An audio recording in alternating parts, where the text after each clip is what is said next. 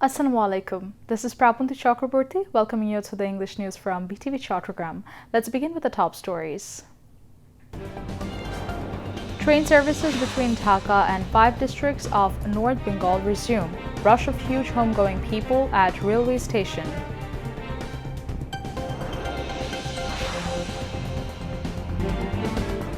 Pressure of homebound people increases at railway station and bus terminals in Port City as people leaving to celebrate Eid with near and dear ones.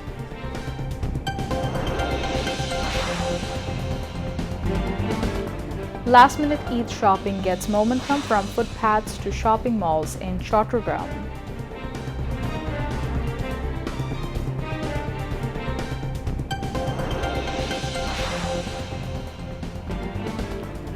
CMP calls upon city dwellers to be vigilant while security beefed up in Chattogram city during Eid holidays.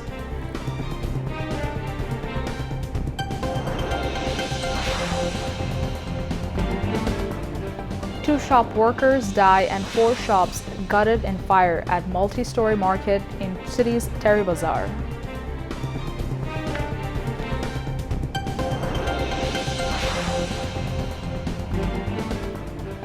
Foreign ministers of Arab and Islamic countries call Iran for stopping strikes on Gulf countries.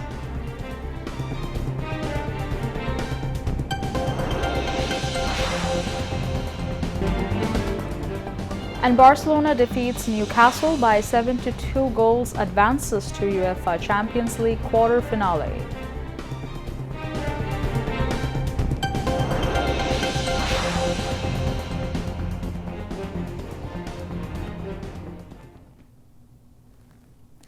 Viewers, those were the top stories. Now moving on to the details.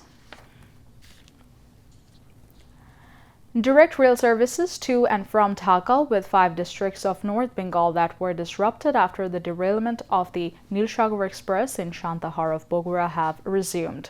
State Minister for Railways Habibur Rashid Habib informed this to reporters after visiting the capital's Kamlapur railway station.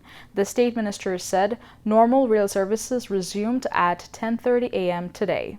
Meanwhile, only a day ahead of Eid, Kamlapur railway station has witnessed a several-fold increase in passenger pressure. The station was overflowing with passengers heading home to enjoy Eid with their near and dear ones. Due to the excessive crowd, some people risked their lives to travel on the roof of some trains in the western region as they could not find space inside.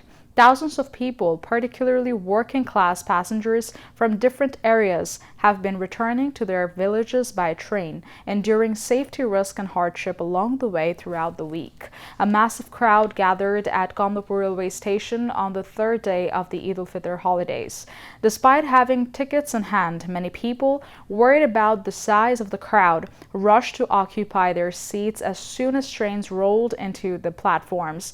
Nearly every train saw passengers packed in close or with their only standing room. Almost every train set off with excess passengers. Only one day left for the Holy Eid al-Fitr. Busy people are leaving the city to share the joy of Eid with their loved ones. The railway stations and bus terminals of the port city of Chattogram are now crowded with people heading home. Despite complaints of train delays and increased fares on the road, the journey does not stop. The entrances of the port city are now filled with traffic carrying homegoing people. Crowd of people heading home at the Chattogram railway station said they are suffering as each train leaves 2 to 3 hours late than the scheduled time. The crowd of bus passengers is also mentionable as people gather at the city's Algar Circuit, AK Khan and Kadamtoli bus terminals. Despite complaints of traffic congestion and increased fares, everyone is happy returning home for enjoying Eid with the loved ones.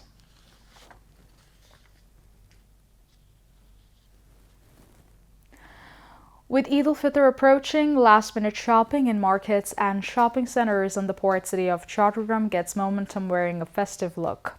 A huge crowd is being observed in stores selling clothes, shoes, and accessories. From footpaths to shopping malls, there is an overwhelming influx of customers everywhere. Buyers said many could not stop and shop earlier due to their busy schedules, while others were waiting for new collections to arrive before Eid. As a result, pressure has increased significantly at the last moment.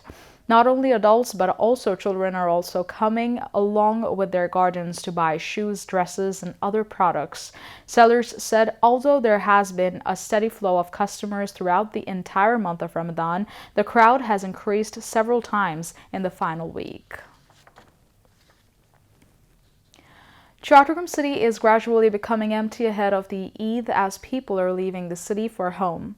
They rush to their village homes to celebrate Eid with their families. A security crisis arises in the houses of the city during these holidays. RAB 7 has beefed up special security measures to ensure the safety of people moving around in the city during the Eid holidays.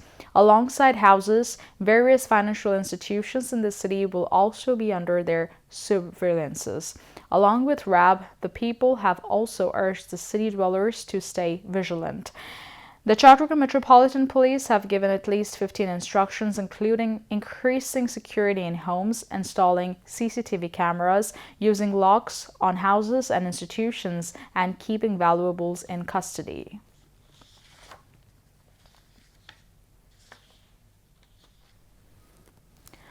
Two people died in a fire at a multi-story market in Bazar, the busiest commercial area of the port city of Chattogram.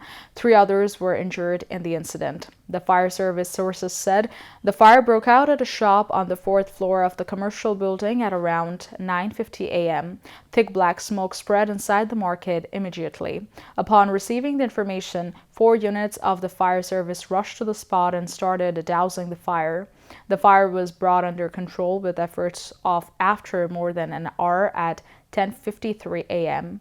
3 seriously injured persons were taken to Chattogram Medical College Hospital, where the doctor on duty declared 2 of them dead. One of them deceased worked in a tailor shop and the other is in a shoe shop. 4 shops were severely damaged in the fire. Meanwhile, upon receiving news of the fire, Chattogram City Mayor Dr. Shahadat Hussain and local MP Abu Sufyan visited the spot at noon.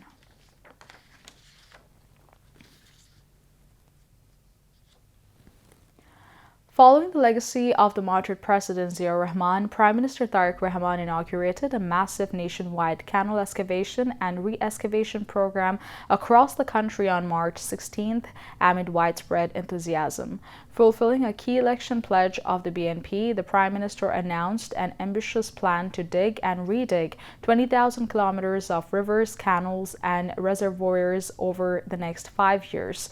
The program was launched with unprecedented coordination as excavation work for 63 canals across 54 districts began simultaneously. In Chattogram, Finance and Planning Minister Amir Khusru Mohammad Chaudhary inaugurated the Bamun Shundur Canal excavation, while State Minister for Land and Hill Areas Mohammad Hilaluddin inaugurated the digging of the Banjon and Mitachara canals. The canal digging program of the then President of Bangladesh, Ziaur Rahman, was a groundbreaking step which made the irrigation system of agricultural land production and the village economy dynamic. Just as the original program made the village economy dynamic, this modern iteration aims to double the income of common citizens by ensuring year-round water access for farmers. This program is not just about moving soil, it is about building a foundation for a self-reliant Bangladesh, the Prime Minister stated during the inauguration. Now, international news.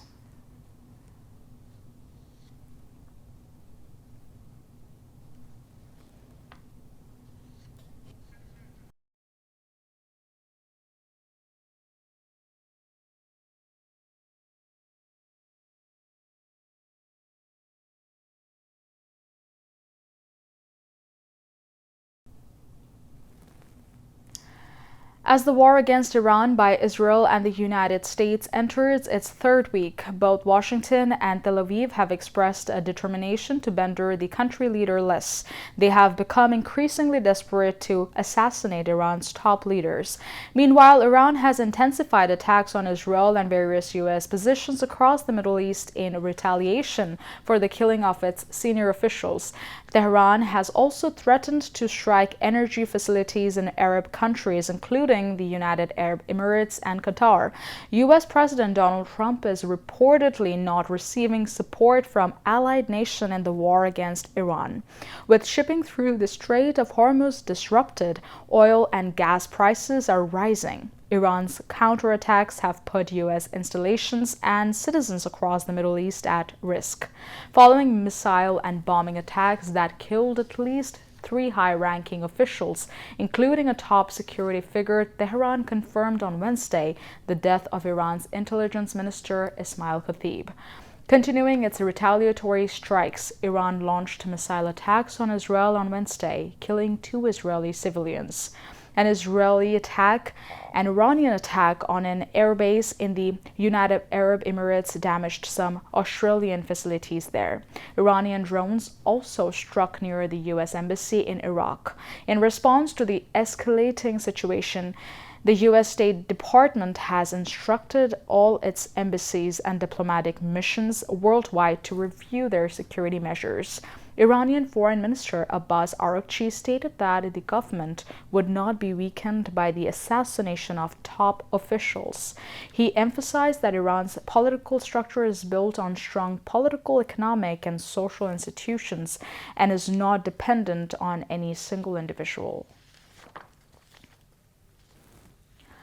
Pakistan has announced a 5-day suspension of its attacks against neighboring Afghanistan. Meanwhile, on Wednesday, funeral prayers were held in Kabul for some of the people killed in an attack on a drug rehabilitation center.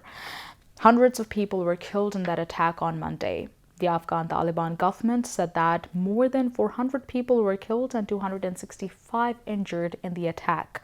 The incident occurred just a few days before the end of the holy month of Ramadan. Pakistan has claimed that it did not intentionally target the drug rehabilitation center. Instead, it said it had precisely targeted military installations and terrorist infrastructure. Some extremist groups frequently carry out cross-border attacks into Pakistan, and Pakistan has accused the Taliban government in Kabul of sheltering these groups. On Wednesday night, Pakistan's Information Minister Ayatollah Tarar said on Wednesday on social media that the country's military operations against Afghanistan's would be temporarily suspended from 12 a.m. Wednesday night until 12 a.m. Monday night. However, Tarar added that if there are any cross-border attacks, drone strikes, or terrorist incidents inside Pakistan, then military operations against Afghanistan will immediately resume with full intensity.